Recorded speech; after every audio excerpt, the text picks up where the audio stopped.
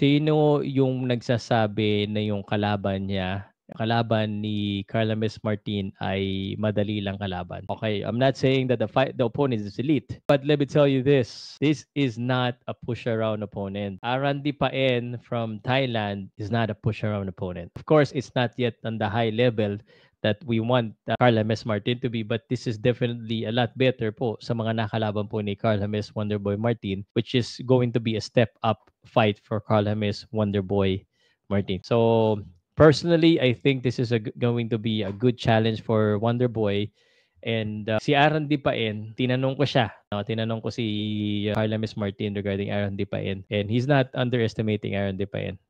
Pero sinabi ko, si Naoya Inoue, tinalo to ng anong round? Round number 8, ninockout. So, syempre, I have to challenge him to knock out Dipaen before the knockout of Naoya Inoue. But either way, if he wins by decision or by knockout, he needs to win.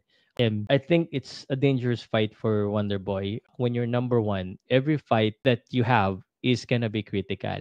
Kasi number one ka na eh. If matalo ka, bababa yung rating mo. So this is a brave fight for Team Martin because he doesn't really need to. So, I gotta tip my hat off to Knuckleheads, MP Promotions, or Blow by Blow for making this kind of fight that's kind of risky. I say that Carl James Martin is still the favorite in this fight. Not too much of a favorite because, again, Arandi pa rin, magaling pa rin. So, this is a critical fight for Wonder Boy, who's number one. Every fight that he has is gonna be pressure, especially ito, level up fight ito. He cannot lose because I think, ang iniintay na lang naman opportunity nito ni Wonder Boy eh.